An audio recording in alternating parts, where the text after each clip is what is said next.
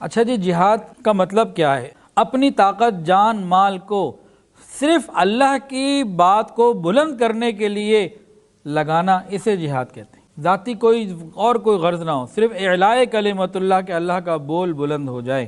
خلاصہ اس کا یہ ہے کہ اللہ تعالیٰ کے وفاداروں کا اللہ تعالیٰ کے باغیوں سے محض صرف اللہ کا باغی ہونے کی وجہ سے لڑنا اور اس میں سب کچھ لگا دینا، یہ اس کا نام جہاد ہے۔ اگر مال مطلوب ہو، ناموری یا شجاعت یا کوئی حسب نسب یا خاندان کی بڑائی، یہ چیزیں اگر مطلوب ہیں نا، تو نہ یہ جہاد ہے، نہ اس میں مرنے والا شہید۔ جہاد اور شہادت کب ہے؟ جب صرف اور صرف اللہ تعالیٰ کی رضا کے لیے، اللہ کے دین کی سربلندی کے لیے انسان ایسے لوگوں سے لڑے جو امن سے رہنا نہیں دینا چاہتے، اس کے علاوہ تو اور کوئی حکم نہیں۔ اب اس کو اللہ کے لیے ہونا، اس کو ذرا سمجھیں۔ ایک غزوہ تھا، اس میں ایک صاحب تھے قزمان، بخاری شریف میں اس واقعے کو لکھا ہے اور بھی احادیث میں لکھا ہے۔ جب مسلمانوں کی لڑائی ہوئی کافروں سے، تو یہ قزمان نبی علیہ الصلوۃ والسلام کی طرف سے تھا اور لڑا۔ سب سے پہلی کافروں کو للکار اس نے دی، اور صحابی کہتے ہیں سعد ابن سعدی نے نبی علیہ السلام سے عرض کیا، یا رسول اللہ، آج ہم میں سے کسی نے اتنا کام نہیں کیا جتنا اس قزمان نے کیا۔ فرمایا وہ تو جہنم میں جانے والے، تو جہنمی ہے۔ ہوا کیا تھا کہ در پردہ مسلمان، مطلب ظاہری مسلمان تھا، در پردہ مسلمان نہیں تھا۔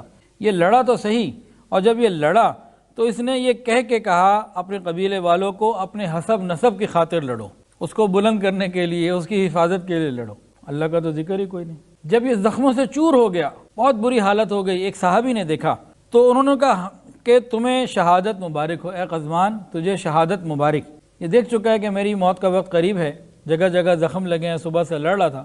اس وقت بھی اس نے کیا کہا سنیے، کہنے لگا، اللہ کی قسم میں نے اسلام کے لیے تو لڑائی کی کوئی نہیں، میں نے تو فقط اپنے حسب نسب قبیلے وغیرہ کے لیے لڑائی کی ہے، میں نے تو اسلام کے لیے لڑائی کوئی نہیں۔ پھر اس نے سب سے زیادہ اس دن قتال کیا، مسلمانوں کو سب سے زیادہ فائدہ اس سے پہنچا، اور اس کو بہت سارے زخم لگے۔ زخموں کی تکلیف سے جب زیادہ پریشان ہوا تو خودکشی کر لی اور جہنم میں چلا گیا۔ غور کریں ذرا، ایک آدمی نبی کی موجودگی میں نبی کی حمایت کرتا ہوا نبی کی طرف سے کافروں سے لڑے، اور اس کی نیت ٹھیک نہیں ہے، تو یہ شخص نہ مجاہد ہے نہ شہید۔ اب سمجھ میں آئی بات کہ نہیں آئی؟ کہ فقط اعلاء کلمت اللہ کے لیے، اللہ کی رضا کے لیے لڑنا، اور کوئی دوسری نیت نہ۔ اب یہاں ایک بہت خطرے والی بات بھی ہے، ڈرنا چاہیے ہم سب کو۔ جو لوگ دین کا کام کرتے ہیں جی، میں تو سارا دن اتنے بیان کرتا ہوں، اتنا پڑھتا ہوں، اتنا پڑھاتا ہوں، اور اتنی دین کی خدمت محنت کر رہا ہوں، وہ ڈریں اس بات سے۔ نبی علیہ السلام نے ارشاد فرمایا کہ اللہ تعالیٰ کبھی کبھی کسی فاجر سے، منافق سے، کافر سے بھی دین کی مدد کا کام لے لیتا ہے۔ اللہ تعالیٰ ہمیں اخلاص کے ساتھ دین کا کام کرنے کی توفیق عطا فرمائے۔ جو بھی دین کا کام کرنے والے ہیں نا، اترانے کی کوئی ضرورت نہیں ہے کہ جی میں تو بڑا اتنا دین کا کام کرتا ہوں، میں نے مسجد سنبھالی بھی ہے، میں نے یہ کیا ہوا ہے، میں نے وہ کیا ہوا ہے۔ اللہ تعالیٰ تو کسی فاجر اور فاسق سے بھی اپنے دین کا کام لے لے۔ اللہ تعالیٰ ہماری حفاظت۔ جنگ بدر جب ہوئی تھی، غزوہ بدر، تو ایک طرف مسلمان تھے، دوسری طرف کون تھے؟ کافر۔ 100% کافر تھے یا اس میں کچھ مسلمان بھی تھے؟ یہ سوال پوچھ رہا ہوں۔ سارے کافر تھے۔ جس وقت غزوہ بدر ہوا تو جو مسلمان 313 تھے وہ تو سارے مسلمان تھے، جو ادھر والے لوگ تھے کچھ مسلمان بھی تھے، اور وہ کافروں کی طرف سے لڑے، اور اللہ کے رسول اور اللہ کے رسول کے ساتھیوں سے لڑے، اور ان میں سے بعض مر بھی گئے تو وہ برے ٹھکانے کی طرف گئے۔ ان الذین توفاہم الملائکۃ ظالمی انفسہم، یہ قرآن مجید کی آیت ہے۔ تحقیق جن لوگوں کی فرشتوں نے روح قبض کی، حالانکہ انہوں نے اپنی جانوں پر ظلم کیا ہوا تھا، تو فرشتوں نے ان سے پوچھا تم کس حال میں تھے؟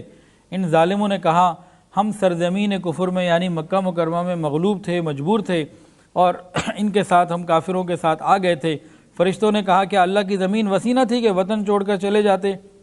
ایسے لوگوں کا ٹھکانہ جہنم ہے۔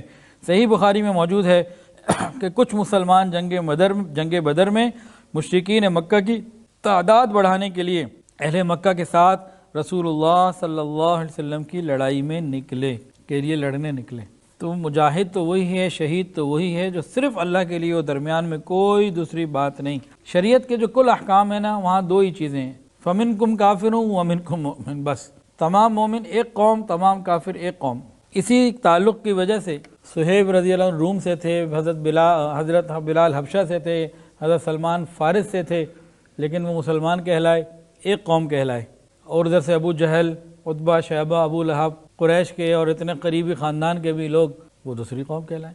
اللہ کے یہاں دو ہی چیزیں ہیں، فَمِنْكُمْ كَافِرٌ وَمِنْكُمْ مُؤْمِنٌ۔ جہاد فی سبیل اللہ کے لیے بہت سارے احکامات اور آداب ہیں، بڑی سخت اس کی شرائط ہے، ان میں سے اس طرح کچھ سن لیجئے۔ فرمایا جب جہاد کے لیے گھر سے نکلو تو اللہ کا نام لے کے نکلو، اتراتے ہوئے اکڑتے ہوئے نہ نکلو، آپس میں ایک دوسرے سے جھگڑا نہ رکھو، اور اللہ اور اس کے رسول کی اطاعت ہر وقت پیش نظر رکھو، مقابلے کے وقت ثابت قدم رہو، صبر اور تحمل سے کام لو، عین موقع میں بھی اللہ تعالیٰ کے ذکر سے غافل نہ ہو، کثرت سے اللہ کا ذکر کرو، ہر حکم میں اللہ اور اس کے رسول کی اطاعت کرو، آپس میں بالکل جھگڑا نہ کرو، اور کافروں کی طرح نہ ہو جاؤ جو دکھلاتے ہوئے آتے ہیں، اپنی شان و شوکت عاجزی کے ساتھ رہو، اپنی کثرت اور ساز و زمان پر کبھی مغرور نہ ہو، اور قلت ہو تو کبھی گھبرانا نہیں، اللہ پہ بھروسہ رکھو، جب سوار ہونے لگو تو یہ یاد رکھو کہ سواری کی نعمت اللہ نے دی ہے، بلندی پہ چڑھو تو اللہ اکبر کہو، نیچے اترو تو سبحان اللہ کہو،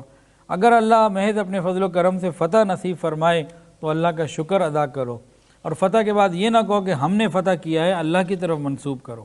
کتا، گھنٹا اور باجا، اس قسم کی چیزیں جو کفار ساتھ رکھتے ہیں یہ نہ رکھو، اور یہ ساری جو شرائط ہیں یہ اللہ کی وحدانیت اور اللہ ہی کی طرف انسان کو لے کے جا رہی ہیں۔ اب پھر جہاد کی قسمیں بھی ہیں، ایک تو ہے کہ دفاعی جہاد، کہ آپ میں کسی نے حملہ کر دیا تو اس کی اجازت دی گئی، اور ایک اقدامی جہاد ہوتا ہے کہ جب حملہ کوئی کر لیتا ہے، وہ کس وقت ہوتا ہے؟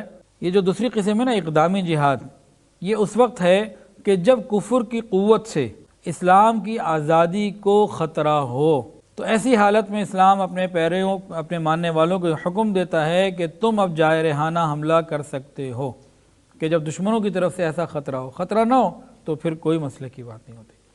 جب دوسرا آپ کو اپنے گھر میں رہنے ہی نہ دے تو پھر انسان کو بعض دفعہ ایسا کرنا پڑ جاتا ہے۔ اور شریعت اسلامیہ میں جہاد کا حکم کفار محاربین ان کے ساتھ ہے جو لڑنے پر آمادہ ہوں، جو آپ کو زندہ نہ رہنا دینا چاہتے ہوں، مارنے پر آمادہ ان کے ساتھ ہیں، باقی کفار جو امن سے رہنا چاہتے ہیں ان کے ساتھ نہیں ہیں۔